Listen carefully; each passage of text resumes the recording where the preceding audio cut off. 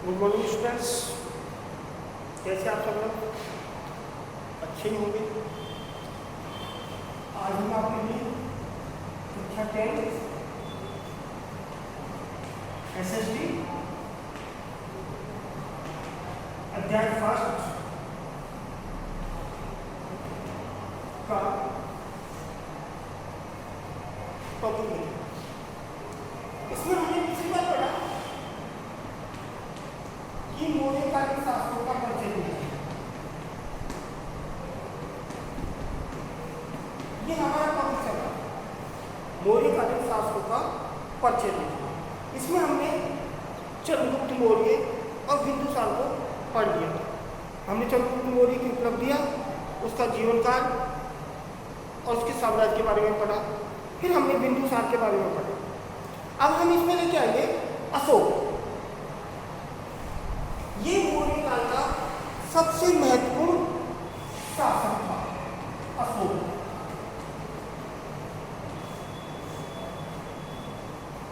अशोक ने 272 ईस्वी से 232 ईस्वी तक शासन किया। 272 ईसा पूर्व से 232 ईसा पूर्व तक शासन किया। ये मौर्य काल का सबसे महत्वपूर्ण शासक था, जिसका इसे अशोक महान के नाम से जाना जाता है। इनके पिता बिंदुसार था। कौन था? बिंदुसार के पिता था। जैसे कि हमने कहा कि तक्षशिला में, बिंदुसार के समय तक्षशिला में 2 विद्रोह हुए थे, जिन्हें पहले को दबाने के लिए सुसीम को, दोबारा को दबाने के लिए अशोक को भेजा गया। बिंदुसार इसके पिता की अशोक के 99 भाई थे। कितने? 99। बिंदुसार की इच्छा नहीं थी कि अशोक सम्राट बने। बिंदुसार की 2 पत्नियां थी। एक पत्नी से केवल अशोक उत्पन्न हुआ था, और जो दूसरी पत्नी थी वो और बाकी से 99 सौतेले भाई थे। अशोक एक कुटिल और चतुर बुद्धि वाला इंसान था। तो वो राजा बनना चाहता था। इसके लिए सीधी सी बात है कि हमें सत्ता प्राप्त करनी होती है तो क्या करना होता है? विद्रोह करना होता है, क्रांति करनी होती है। अशोक ने भी वही किया। बिंदुसार की मृत्यु के बाद अशोक ने अपने 99 भाइयों का वध किया और 272 ईस्वी में शासन किया। इसके जैसे मास्की, गुजरात अभिलेखों में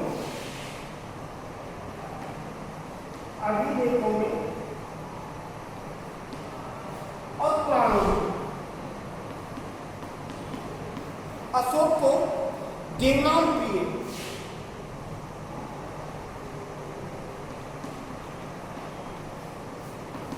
और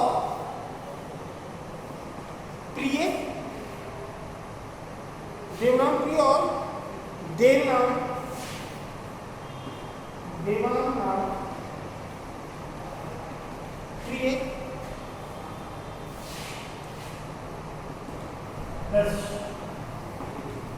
नाम दिए गए। ठीक है, ये अशोक के नाम। एक तो मास्की अभिलेख और गुजरा अभिलेख, साथ ही पुराणों में अशोक के नाम मिलते हैं, देवनाम प्रिय और देवनाम प्रिय। ये अशोक के नाम मिलते हैं। अशोक ने विदिशा की राजकुमारी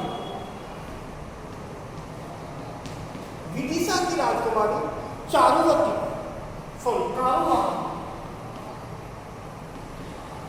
से विवाह किया। इससे विदिशा की राजकुमारी कारुवती से विवाह किया, जिससे इससे एक पुत्र पुत्री महेंद्र और पुत्री संमित्रा का जन्म हुआ। हमने इसमें पढ़ा कि अशोक के किस नाम से जानते हैं? देवनाम प्रिय और देवनाम प्रिय। किसमें? मास्की और गुजरा अभिलेख में। और पुराणों में अशोक को किस नाम से जाने जाते हैं? देवनाम प्रिय और देवनाम प्रिय। अशोक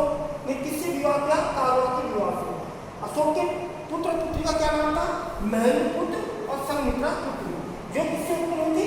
कारुआदि से। ये था। अब इसके बाद अशोक की उपलब्धियां देखते हैं। ये जिसका सामान्य परिचय हो गया कि 272 ईस्वी में वो अपने 99 भाइयों का वध करके अशोक सम्राट बने। बिंदुसार की इच्छा नहीं थी कि अशोक सम्राट बने, लेकिन इसकी इच्छा थी, वो अपने भाइयों का वध किया और वध करके वो सम्राट बना।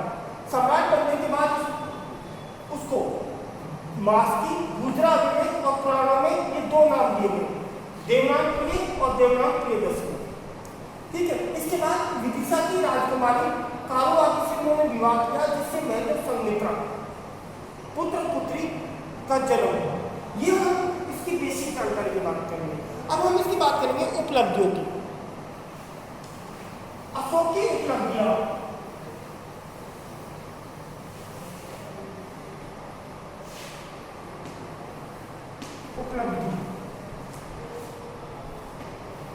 इसलिए देखो, सबसे पहले अपने राज्य के 7वें वर्ष, राज्य अभिषेक के 7वें वर्ष में कश्मीर और खोता को अपने साम्राज्य में लिया। कश्मीर व खोता को अपने साम्राज्य में लाया।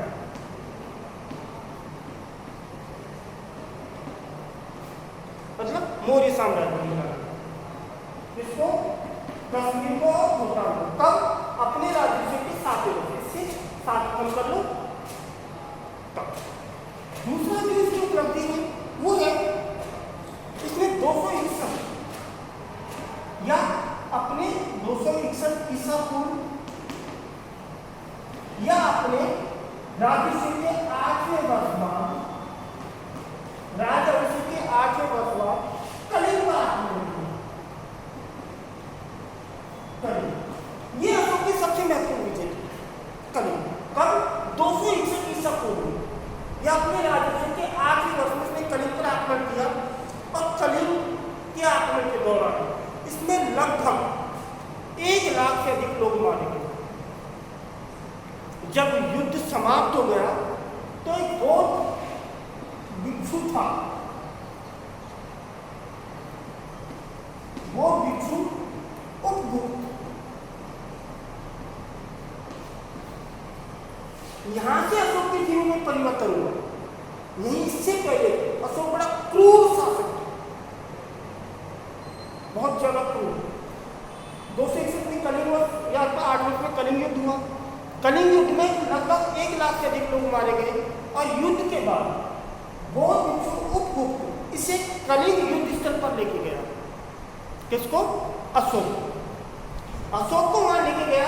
अशोक ने जो वहां का दृश्य देखा, चारों लाशें पड़ी हुई थी, लोग घायल, लोग खून से लथपथ पड़े हुए थे, ऐसे मतलब भयानक दृश्य को देखकर अशोक को घृणा हो गई और उन्होंने निश्चय किया। फिर इसने कहा उपगुप्त अशोक से कि देखो महाराज, आपने क्या किया है, आपके कारण कितने ही निर्दोष लोग मारे गए, आप हिंसक शासक, हिंसक राजा।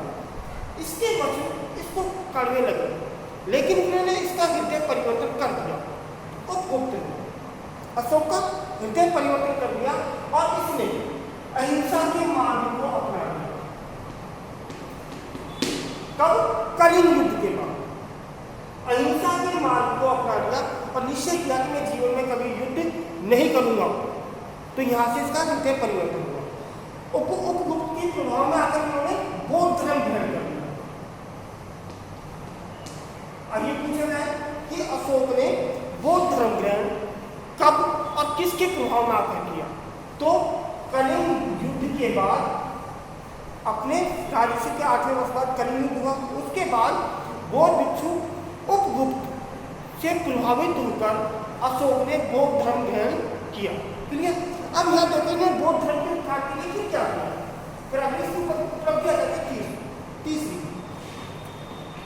इसने बिहार के 12 पहाड़ी में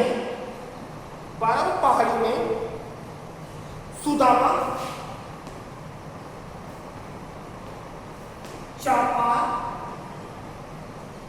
विश्व झोंपड़ी,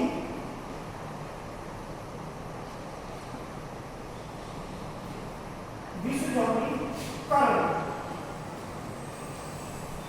नामक 4 बौद्ध गुफाएं स्थापित। बौद्ध विहार, बौद्ध भिक्षुओं के लिए रहने के लिए 4 क्या स्थापित किए? गुफाएं। कहाँ पे? बिहार। बिहार के 12 पहाड़ी में अशोक ने बौद्ध भिक्षुओं के रहने के लिए सुदामा, चापा, विश्व झोंपड़ी और कर्ण नामक 4 गुफाओं का उल्लेख किया, निर्माण किया। ठीक है, अब हमारे एक नंबर का क्वेश्चन आ जाता है कि चापा क्या है? क्या करेंगे हम? ये किसी को पूछ लेना है विश्व झोंपड़ी क्या है, तो हम करेंगे कि मौर्य सम्राट अशोक ने बिहार के 12 पहाड़ों में बौद्ध भिक्षुओं के निवास के लिए 4 गुफाएं स्थापित की। उनमें से विश्व झोंपड़ी और चापा नामक एक गुफा थी। क्लियर? ये हो गया। अगला देखिए, इसने अपने शासन के 10वें वर्ष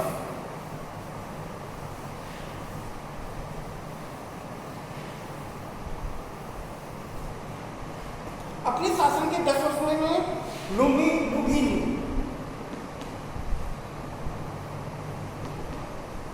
और कपिलवस्तु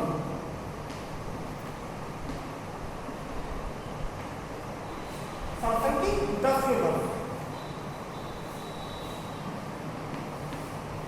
लुम्बिनी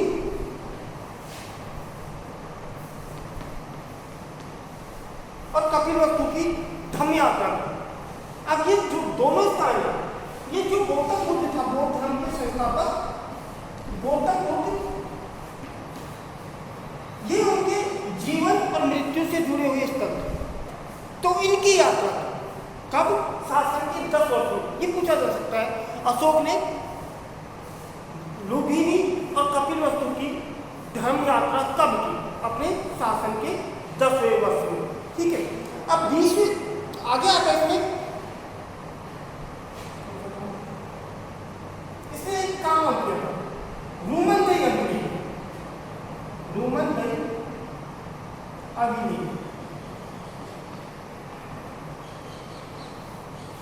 रूमन दई अभिनय के अनुसार इन्होंने भूमिगत 1/6 से घटाकर 1/8 घटाकर 1/8 भूमिगत। भूमिका मतलब लगान। अब ये पूछने का रूमन दई अभिलेख का हमारे लिए क्या महत्व है?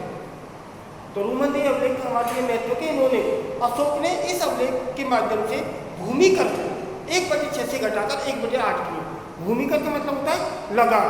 मतलब अगर किसी के पास भूमि है तो सरकार के द्वारा जो सरकार उससे टैक्स या कर वसूल करती है वो कहलाता है लगान या भूमिकर। तो भूमिकर को कितना कम किया? 1/6 से घटाकर 1/8 किया। किसने? अशोक ने। ठीक है, अगला जो आता है इसमें इसकी उपलब्धियों में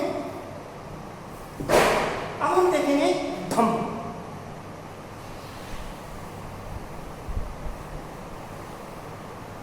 ये हमने मौर्य सम्राट के सारे जो महत्वपूर्ण शासक थे उनके बारे में बता दिया, अशोक की उपलब्धियां बता दी। अब हम पढ़ेंगे इसमें धम्म।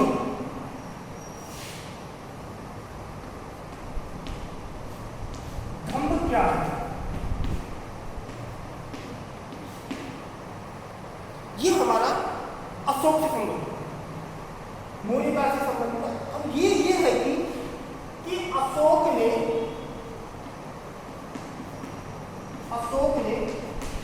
अपनी प्रजा के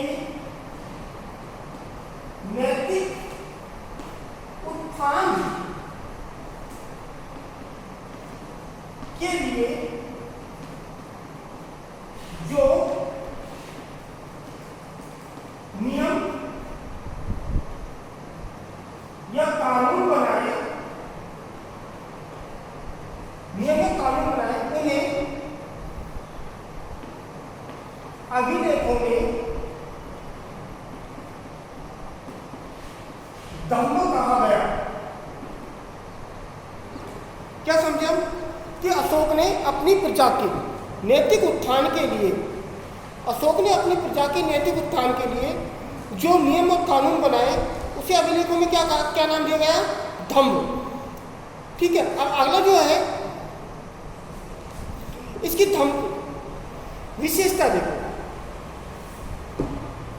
या हम दूसरी तरफ से क्या करते हैं कि अशोक ने अशोक का व्यक्तिगत धर्म कौन सा था? बौद्ध। कौन सा था? बौद्ध। आप एक चीज और याद दिला देता हूं, कलिंग युद्ध से पहले अशोक का धर्म शिव या शैव धर्म। कलिंग युद्ध से पहले अशोक भगवान शिव की पूजा करता था और वो शैव धर्म का अनुयायी था। उसके बाद कलिंग युद्ध के बाद उन्होंने बौद्ध धर्म को ग्रहण कर लिया। अब बौद्ध धर्म के उत्थान और विकास के लिए अशोक ने बहुत सारे कार्य किए। उसी की कड़ी में हमने धर्म को देखा, तो हमने धर्म को एक अपनी देखा। अशोक ने अपनी प्रजा के नैतिक उत्थान के लिए जो नियम और कानून बनाए उन्हें अभिलेखों में धर्म कहा गया। एक परिभाषा इसकी ये है और दूसरी परिभाषा यह है कि अशोक का जो धर्म था व्यक्तिगत धर्म बौद्ध धर्म था, किंतु अपनी प्रजा के नैतिक और आध्यात्मिक उन्नति के लिए, नैतिक और आध्यात्मिक उन्नति के लिए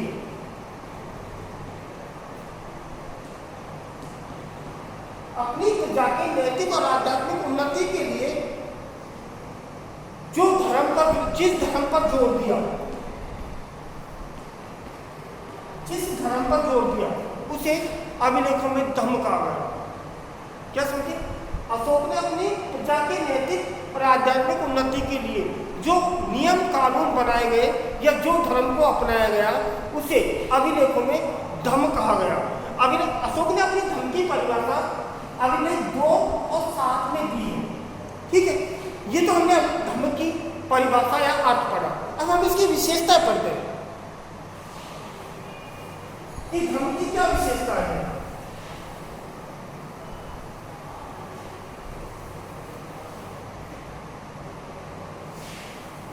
धर्म की क्या विशेषता है?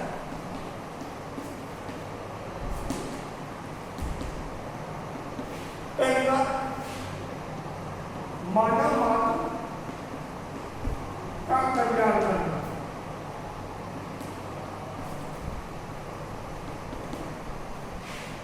दूसरी, माता पिता गुरु की आज्ञा का पालन करना और उनकी सेवा करना, और उनकी सेवा करना। तीसरी, यज्ञ के लिए पशुओं की बलि नहीं देना, पशुओं की बलि नहीं देना। चौथी, पशु हत्या पर प्रतिबंध लगाना, पशु हत्या पर प्रतिबंध लगाना। पांचवी, प्राणी मात्र को सुख पहुंचाना, प्राणी मात्र को सुख पहुंचाना।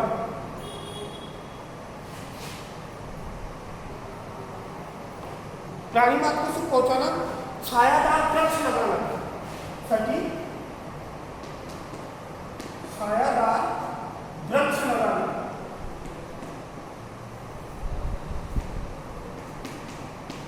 छायादार वृक्ष लगाना ये अशोक की धर्म की विशेषता है। और जैसे इसमें अस्पताल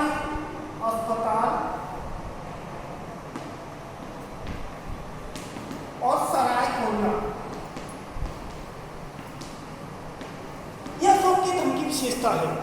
अब इनकी विशेषता को हमें कहते हैं कि पहली बात मानव मात्र का कल्याण करना, कि ऐसे कार्य करना जिसमें सभी लोगों को कल्याण हो सके, किसी एक व्यक्ति का नहीं हो, किसी के साथ किसी प्रकार का कोई भेदभाव न हो, वैसी कार्य। माता पिता गुरु की आज्ञा का पालन करना, उनकी सेवा करना। इन्होंने कहा है कि अपने धर्म में कि प्रत्येक व्यक्ति को अपने माता पिता की सेवा करनी चाहिए, गुरु की सेवा करनी चाहिए और उनकी आज्ञा का पालन करना चाहिए। यज्ञ के पशुओं की बलि नहीं देना। तो अब तो क्या नहीं, पहले प्राचीन काल में बहुत बड़े बड़े यज्ञ होते थे और उन यज्ञों में बहुत अधिक पशुओं की बलि दी जाती थी। तो अशोक ने पशु बलि पर प्रतिबंध लगा दिया कि यज्ञ के लिए कोई बलि नहीं दी जाएगी। ठीक है, पशु हत्या का प्रतिबंध कि कोई भी व्यक्ति किसी भी प्रकार के पशु की हत्या नहीं करेगा, नहीं तो राज्य उसे दंडित करेगा। ठीक है, प्राणी मात्र को सुख पहुंचाना, मतलब सभी लोगों को सुख पहुंचाना। इसके लिए आपने क्या किया कि जगह जगह छायादार वृक्ष लगवाए, पेड़ पौधे लगवाए और अस्पताल खुलवाए। सराय का मतलब है कि अगर रोड है तो रोड के बगल में जगह जगह होटलें खुलवाई। ठीक है, और ब्राह्मण भिक्षुओं का आदर सत्कार करना, ये अशोक के धर्म की विशेषता है। हमने आज अशोक की उपलब्धियां, उसकी धर्म कहा तो उसकी विशेषताएं पढ़ी। नेक्स्ट अगले वीडियो में